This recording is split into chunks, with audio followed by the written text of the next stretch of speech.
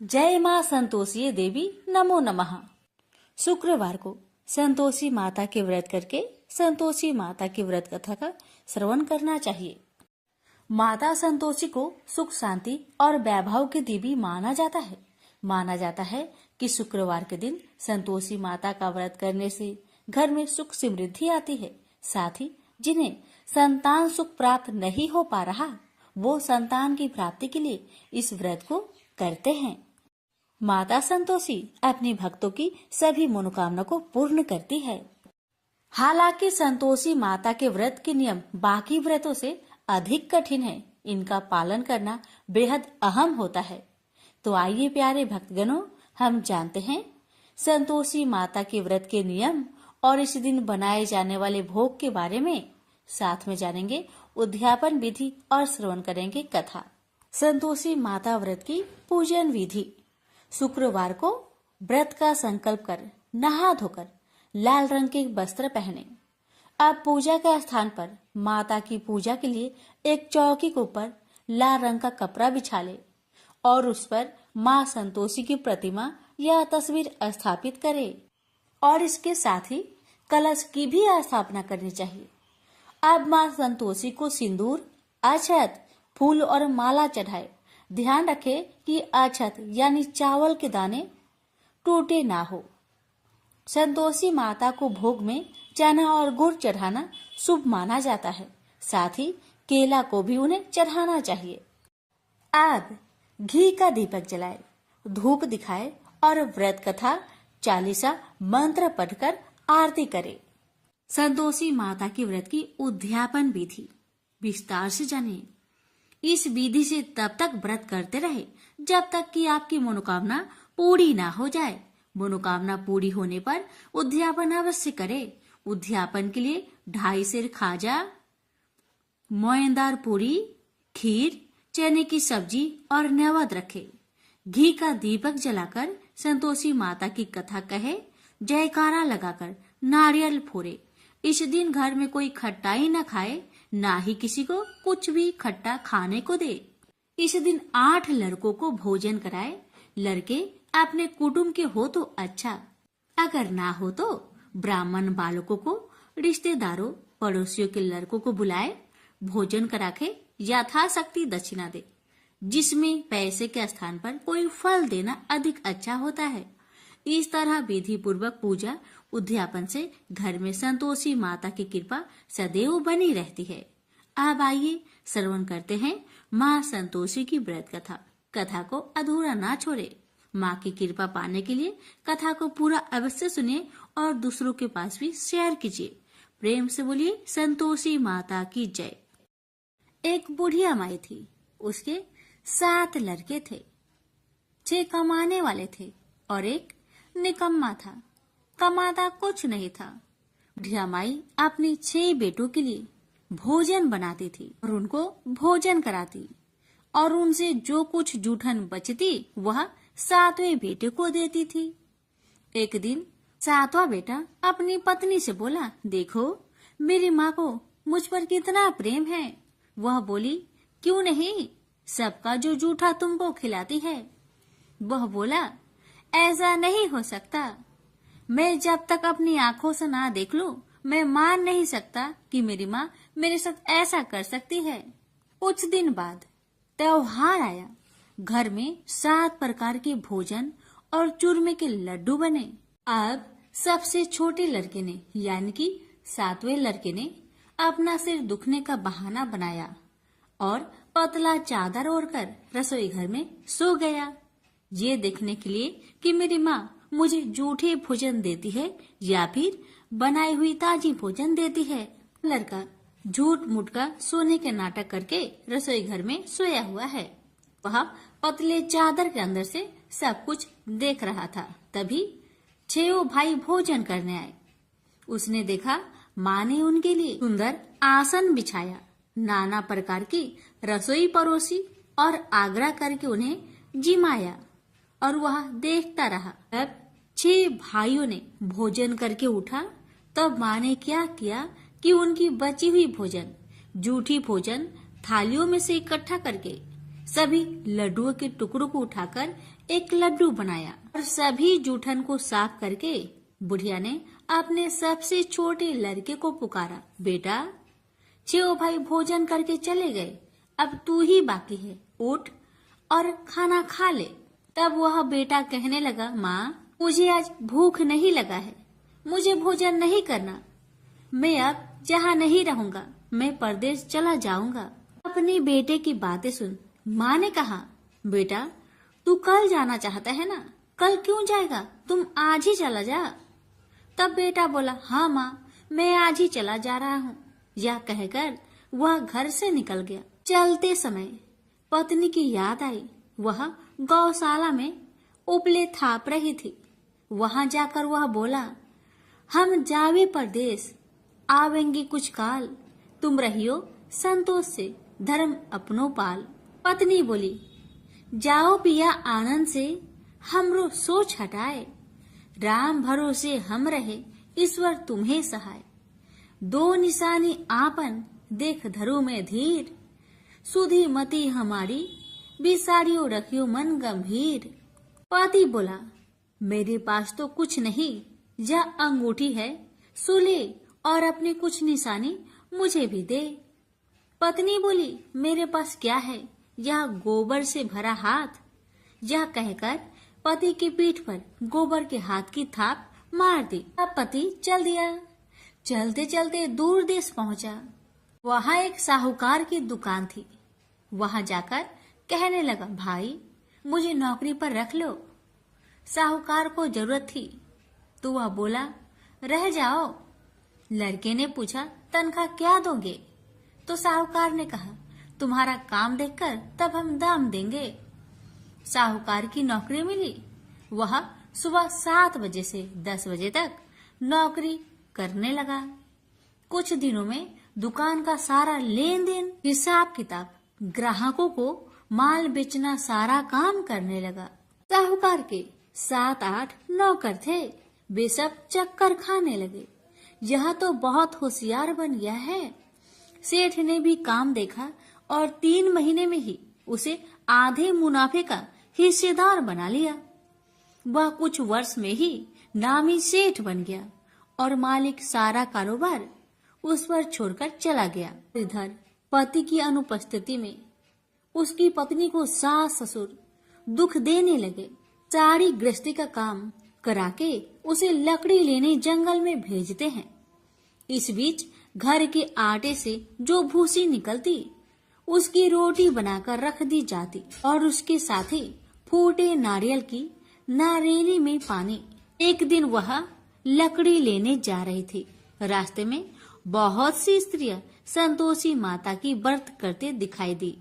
वह लड़की खड़ी होकर कथा सुनने लगी और पूछा, बहनों तुम किस देवता की व्रत करती हो और उसके करने से क्या फल मिलता है? यदि तुम इस व्रत का विधान मुझे समझाकर कहोगी तो मैं तुम्हारा बड़ा एहसान मानूंगी। तब उनमें से एक स्त्री बोली, सुनो बहन, यह संतोषी माता का व्रत है।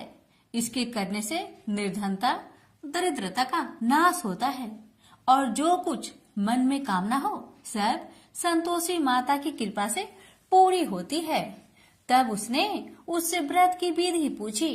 वह भक्तिनी स्त्री बोली, 1.25 आने का गुड़ चना लेना, इच्छा हो तो 5.25 आने का लेना, या फिर 1.25 रुपए का भी सहूलियत के अनुसार लाना। बिना परेशानी और श्रद्धा व प्रेम से जितना भी बन पड़े 1.25 लेना। प्रत्येक शुक्रवार को निराहार रहकर कथा सुनना। इसके बीच कर्म टूटे नहीं, लगातार नियम पालन करते रहना। सुनने वाला कोई न मिले तो घी का दीपक जला उसके आगे या जल के पात्र के सामने रखकर कथा कहना। जब कार्य सिद्ध न हो नियम का पालन करना और कार्य सिद्ध हो जाने पर व्रत का उद्यापन करना। 3 मास में माता फल पूरा करती है। यदि किसी के ग्रह खोटे भी हो तो भी माता वर्ष भर में कार्य सिद्ध करती है। फल सिद्ध होने पर उद्यापन कर लेना चाहिए, बीच में नहीं। उद्यापन में 2.5 सेर आटे का खाजा तथा इसी परिमाण में खीर तथा चने का साग करना। 8 लड़कों को भोजन कराना। जहाँ तक मिले देवर जेठ भाई बंधु के हो, न मिले तो रिश्तेदारों और पास पड़ोसियों को बुलाना। उन्हें भोजन करा यथाशक्ति दक्षिणा दे। माता का नियम पूरा करना। उस दिन घर में खटाई न खाना। यह सुन बुढ़िया माई के लड़के की बहू चल दी। रास्ते में लकड़ी की बोझ को बेच दिया और उन पैसों से गुड़ चना ले माता की व्रत की तैयारी कर आगे चली और सामने मंदिर देखकर पूछने लगी, यह मंदिर किसका है? सब कहने लगे, संतोषी माता का मंदिर है।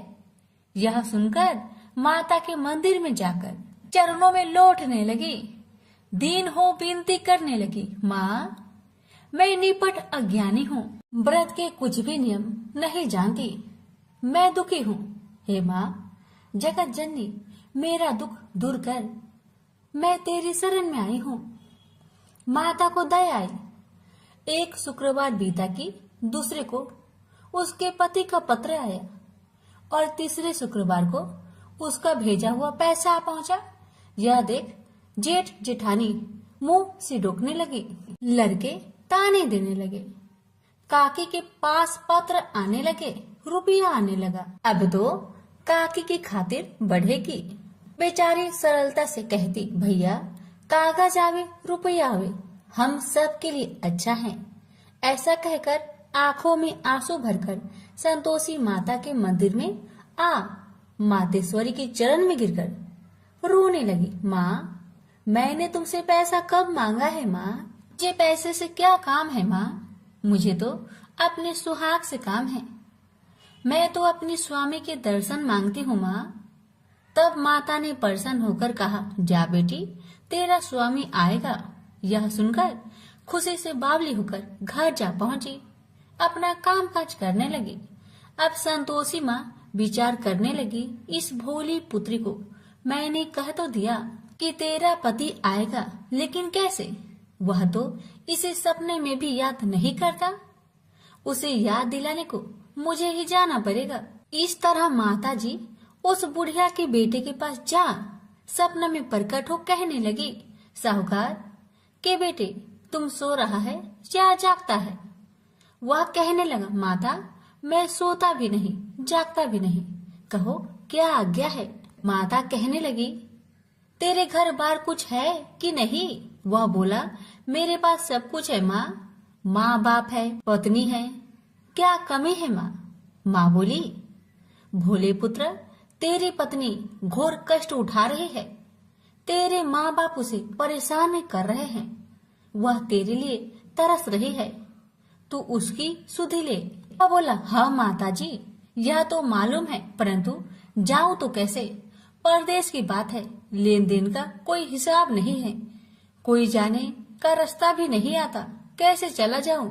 माँ कहने लगी, मेरी बात मान, सवेरे नहा धोकर संतोषी माता का नाम ले, घी का दीपक जला, दंडवत कर दुकान पर बैठ। देखते देखते तेरा सारा लेन देन चुक जाएगा, जमा का माल बिक जाएगा, साज होते होते धन का भारी ढेर लग जाएगा। माता की बात मानकर वह नहा धोकर संतोषी माता को दंडवत घी का दीपक जला। थोड़ी देर में देने वाले रुपए लाने लगे, लेने वाले हिसाब लेने लगे। कोठे में भरे सामान की खरीदारी नगद दाम में दे सौदा करने लगे। शाम तक धन का भारी ढेर लग गया। मन में माता का नाम ले चमत्कार देख प्रसन्न होकर घर ले जाने के वास्ते गहना कपड़ा सामान खरीदने लगा। यह काम से निपट तुरंत घर को रवाना हुआ। उधर उसकी पत्नी जंगल में लकड़ी लेने जाती है। लौटते वक्त माता जी के मंदिर में विश्राम करती है। वह तो उसके प्रतिदिन रुकने का जो स्थान ठहरा। धूल उड़ती देख वह माता से पूछती है, हे माता यह धूल कैसे उड़ रही है? माता कहती है, हे पुत्री तेरा पति आ रहा है, अब तू ऐसा कर लकड़ियों के 3 बोझ बना ले, एक नदी के किनारे रख और दूसरा मेरे मंदिर पर, वह तीसरा अपने सिर पर।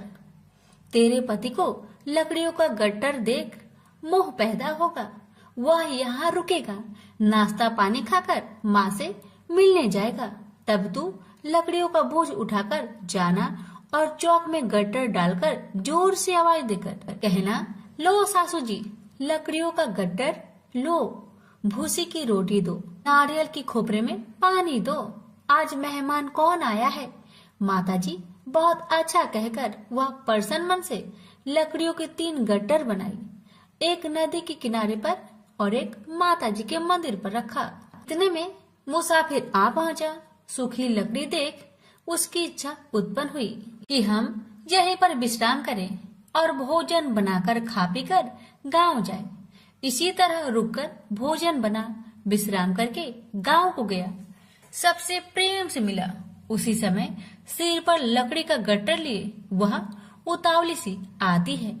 लकड़ियों का भारी बोझ आंगन में डालकर जोर से 3 आवाज देती है, लो सासू जी, लकड़ियों का गट्टर लो, भूसी की रोटी दो, आज मेहमान कौन आया है। यह सुनकर उसकी सास बाहर आकर अपने दिए हुए कष्टों को भुलाने हेतु कहती है, बहू ऐसा क्यों कहती है, तेरा मालिक ही तो आया है, आ बैठ, मीठा भात खा, भोजन कर, कपड़े पहन, गहने पहन। उसकी आवाज सुन उसका पति बाहर आता है, अंगूठी देख व्याकुल हो जाता है और माँ से पूछता है, माँ यह कौन है। माँ ने कहा, बेटा यह तेरी पत्नी है, जब से तू गया है तब से सारे गांव में भटकती फिरती है, घर का कामकाज कुछ नहीं करती, 4 पहर आकर खा जाती है। वह बोला, ठीक है माँ, मैंने इसे भी देखा और तुम्हें भी, अब दूसरे घर की ताली दो, मैं उसमें रहूंगा। माँ बोली, ठीक है, जैसी तेरी मर्जी। तब वह दूसरे मकान की तीसरी मंजिल का कमरा खोल सारा सामान जमाया। एक दिन में ही राजा के महल के जैसा ठाट बाट बन गया। अब क्या था, बहू सुख भोगने लगी। इतने में शुक्रवार आया। उसने पति से कहा, मुझे संतोषी माता का व्रत उद्यापन करना है।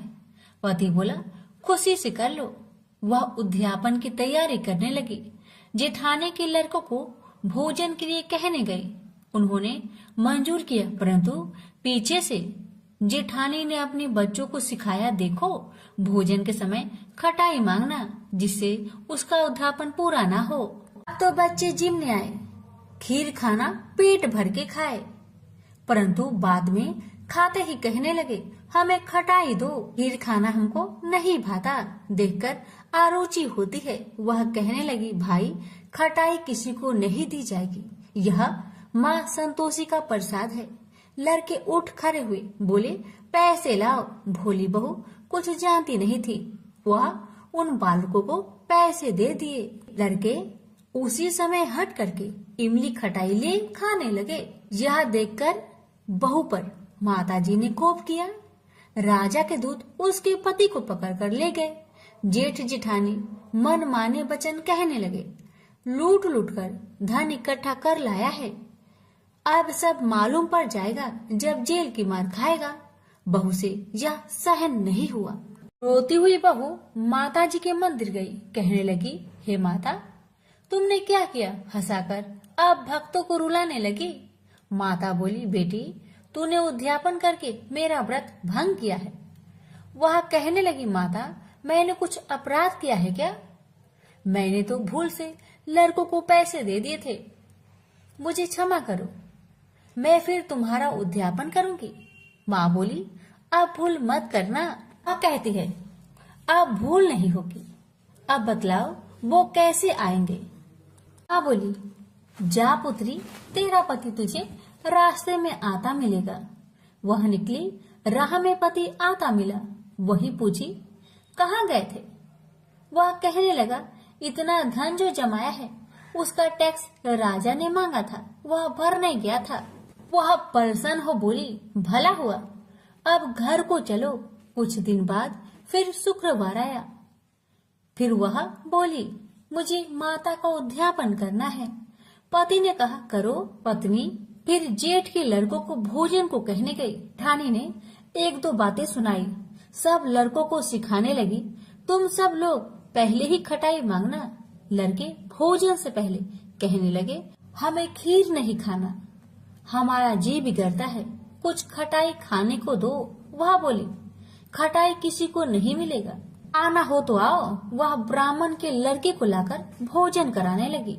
यथाशक्ति दक्षिणा की जगह एक एक फल उन्हें दिया। संतोषी माता प्रसन्न हुई। माता की कृपा होते ही 9वें मास में उसके चंद्रमा के समान सुंदर पुत्र प्राप्त हुआ। पुत्र को पाकर प्रतिदिन माता जी के मंदिर में जाने लगी। माँ ने सोचा, यह रोज आती है, आज क्यों न आई, इसके घर चलो। यह विचार कर माता ने भयानक रूप बनाया। गुड़ चने से सना मुख, ऊपर सूर्य के समान होठ, उस पर मक्खियां भीन भीन कर रही थी। दहली पर पैर रखते ही उसकी सास चिल्लाई, देखो रे देखो, कोई चुड़ैल डाकिन चली आ रही है। लड़कों, इसे भगाओ, नहीं तो किसी को खा जाएगी। लड़के भागने लगे, चिल्लाकर खिड़की बंद करने लगे। बहू रोशनदान में देख रही थी। प्रसन्नता से पगली बन चिल्लाने लगी, आज मेरी माँ मेरे घर आई है, आज मेरी माता मेरे घर आई है। वह बच्चों को दूध पीने से हटाती थी। इतने में सास का क्रोध फट पड़ा। वह बोली, क्यों उतावली हुई है, बच्चे को पटक दिया। इतने में माँ के प्रताप से लड़के ही लड़के नजर आने लगे। वह बोली, माँ, जिसका मैं व्रत करती हूँ, यह वही संतोषी माता है। सबने माता जी के चरण पकड़ लिए और विनती कर कहने लगे, हे माता, हम मूर्ख हैं, अज्ञानी हैं, तुम्हारे व्रत की विधि हम नहीं जानते। व्रत भंग कर हमने बड़ा अपराध किया है। जग माता, आप हमारा अपराध क्षमा करो। इस प्रकार माता प्रसन्न हुई। बहू को प्रसन्न हो जैसा फल दिया, वैसा माता सबको दे। जो पढ़े उसका मनोरथ पूर्ण हो, जो सुने उसका भी मनोरथ पूर्ण हो। प्रेम से बोलिए, संतोषी माता की जय। एक समय की बात है। काशी निवासी धनंजय की पत्नी का नाम सुलक्षणा था। उसे अन्य सब सुख प्राप्त थे, केवल निर्धनता ही उसके दुख का एकमात्र कारण थी। यह दुख उसे हर समय सताता रहता था। एक दिन सुलक्षणा पति से बोली, स्वामी, आप कुछ उद्यम करो तो काम चले। इस प्रकार कब तक काम चलेगा? सुलक्षणा की बात धनंजय के मन में बैठ गई और वह उसी दिन विश्वनाथ शंकर जी को प्रसन्न करने के लिए बैठ गया और कहने लगा, हे देवाधिदेव विश्वेश्वर, मुझे पूजा पाठ कुछ नहीं आता है, केवल आपके भरोसे बैठा हूँ। इतनी विनती करके वह 2-3 दिन भूखा प्यासा बैठा रहा। यह देखकर भगवान शंकर ने उसके कान में अन्नपूर्णा अन्नपूर्णा अन्नपूर्णा इस प्रकार 3 बार कहा। यह कौन क्या कह गया? इसी सोच में धनंजय पड़ गया कि मंदिर से आते ब्राह्मणों को देखकर पूछने लगा, पंडित जी, अन्नपूर्णा कौन है? ब्राह्मणों ने कहा, तू अन्न छोड़कर बैठा है, सो तुझे अन्न की बात सूझती है, जा घर जाकर अन्न ग्रहण कर। धनंजय घर गया, स्त्री से सारी बात कही। वह बोली, नाथ, चिंता मत करो, स्वयं शंकर जी ने यह मंत्र दिया है, वे स्वयं ही खुलासा करेंगे, आप फिर जाकर उनकी आराधना करो। धनंजय फिर जैसा कि तैसा पूजा में बैठ गया। रात्रि में शंकर जी ने आज्ञा दी और कहा, तू पूर्व दिशा में चला जा। वह अन्नपूर्णा का नाम जपता जाता और रास्ते में फल खाता, झरनों का पानी पीता जाता। इस प्रकार कितने ही दिनों तक चलता गया। वहां उसे चांदी सी चमकती वन की शोभा देखने में आई। सुंदर सरोवर देखने में या उनके किनारे कितनी ही अप्सराएं झुंड बनाए बैठी थी। एक कथा सुनाती और सब मिलकर माँ अन्नपूर्णा इस प्रकार बार बार कहती थी। यह अगहन मास की उजेली रात्रि थी और आज से ही व्रत का प्रारंभ था। जिस शब्द की खोज करने वह निकला था वह उसे वहां सुनने को मिला। धनंजय ने उसके पास जाकर पूछा, हे देवियों, आप यहाँ क्या करती हो? उन सब ने कहा, हम माँ अन्नपूर्णा का व्रत करती हैं। धनंजय ने पूछा, व्रत पूजा करने से क्या होता है? यह किसी ने किया भी है? इसे कब किया जाए? कैसा व्रत है और कैसी विधि है? मुझसे भी विस्तार से बताओ। वे कहने लगी, इस व्रत को सब कोई कर सकते हैं। 21 दिन तक के लिए 21 गांठ का सूत्र लेना चाहिए। 21 दिन यानी न बने तो एक दिन उपवास करे, या भी ना बने तो केवल कथा सुनकर प्रसाद ले। निराहार रहकर कथा कहे, कथा सुनने वाला कोई न मिले तो पीपल के पत्तों को रख, सोपारी या घृत कुमारी वृक्ष को सामने कर, दीपक को साक्षी कर, सूर्य, गाय, तुलसी या महादेव को बिना कथा सुनाए मुख में दाना न डाले। यदि भूल से कुछ पड़ जाए तो एक दिवस फिर उपवास करे। व्रत के दिन क्रोध न करे और झूठ ना बोले। धनंजय बोला, इस व्रत के करने से क्या होगा? वे कहने लगी, इसके करने से अंधों को नेत्र मिले, लुल्लू को हाथ मिले, निर्धन के घर धन आए, बाझिन को संतान मिले, मूर्ख को विद्या आए। जो जिस कामना से व्रत करे माँ उसकी इच्छा पूरी करती है। वह कहने लगा, बहनों, मेरे पास भी धन नहीं है, विद्या नहीं है, कुछ भी तो नहीं है। मैं तो दुखिया ब्राह्मण हूँ। मुझे इस व्रत का सूत दोगी? हाँ भाई, तेरा कल्याण हो, हम तुम्हें अवश्य देंगे। ले, इस व्रत का मंगल सूत्र ले। धनंजय ने व्रत किया। व्रत पूरा हुआ। तभी सरोवर में से 21 खंड की स्वर्ण सीढ़ी हीरा मोती जड़ी हुई प्रकट हुई। धनंजय अन्नपूर्णा अन्नपूर्णा कहता जाता था। इस प्रकार कितनी ही सीढ़ियां उतर गया तो क्या देखता है कि करोड़ों सूर्य से प्रकाशमान अन्नपूर्णा का मंदिर है। उसके सामने स्वर्ण सिंहासन पर माता अन्नपूर्णा विराजमान है। सामने भिक्षा हेतु शंकर भगवान खड़े हैं। देवांगनाएं चवर डुलाती है। कितनी ही हथियार बांधे पहरा देती है। धनंजय दौड़कर जगदम्बा के चरणों में गिर गया। देवी उसके मन का कलेश जान गई। धनंजय कहने लगा, माता, आप तो अंतर्यामी हो, आपको अपनी दशा क्या बताऊं? माता बोली, मेरा व्रत किया है, जा, संसार तेरा सत्कार करेगा। माता ने धनंजय की जिह्वा पर बीज मंत्र लिख दिया। अब तो उसके रोम रोम में विद्या प्रकट हो गई। इतने में क्या देखता है कि वह काशी विश्वनाथ के मंदिर में खड़ा है। माँ का वरदान ले धनंजय घर आया। सुलक्षणा से सब बात कही। माता जी की कृपा से उसके घर में संपत्ति उमड़ने लगी। छोटा सा घर बहुत बड़ा गिना जाने लगा। जैसे शहद के छत्तों में मक्खियां जमा होती है, उसी प्रकार अनेक सगे संबंधी आकर उसकी बड़ाई करने लगे। कहने लगे, इतना धन और इतना बड़ा घर, सुंदर संतान नहीं हो तो इस कमाई का कौन भोग करेगा? सुलक्षणा से संतान नहीं है, इसलिए तुम दूसरा विवाह करो।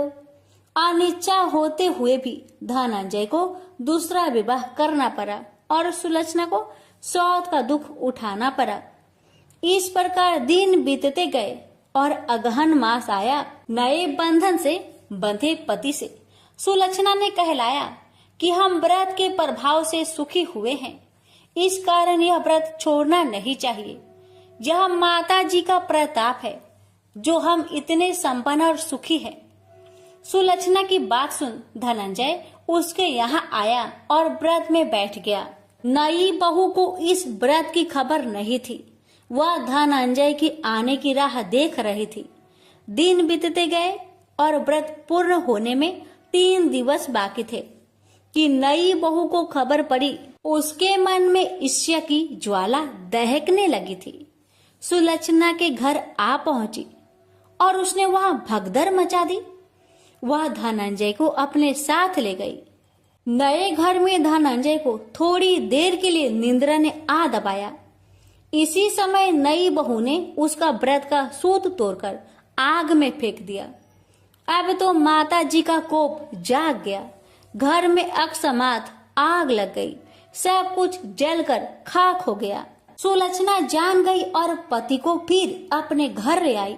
नई बहू रूठकर माता पिता के घर जा बैठी। पति को परमेश्वर मानने वाली सुलक्षणा बोली, नाथ घबराना नहीं, माता जी की कृपा अलौकिक है। पुत्र कुपुत्र हो जाता है पर माता कुमाता नहीं होती।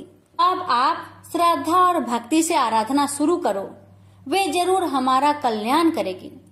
धनंजय फिर माता के पीछे पड़ गया। फिर वही सरोवर सीढ़ी प्रकट हुई। उसमें माँ अन्नपूर्णा कहकर वह उतर गया। वहां जा माता जी के चरणों में रुदन करने लगा। माता प्रसन्न होकर बोली, यह मेरी स्वर्ण की मूर्ति ले, उसकी पूजा करना, तू फिर सुखी हो जाएगा। जा, तुझे मेरा आशीर्वाद है। तेरी स्त्री सुलक्षणा ने श्रद्धा से मेरा व्रत किया है, उसे मैंने पुत्र दिया है। धनंजय ने आंखें खोली तो खुद को काशी विश्वनाथ के मंदिर में खड़ा पाया। वहां से फिर उसी प्रकार घर को आया। धर सुलक्षणा के दिन चढ़े और महीने पूरे होते ही पुत्र का जन्म हुआ। गांव में आश्चर्य की लहर दौड़ गई। इस प्रकार उसी गांव के निसंतान सेठ के पुत्र होने पर उसने माता अन्नपूर्णा का मंदिर बनवा दिया।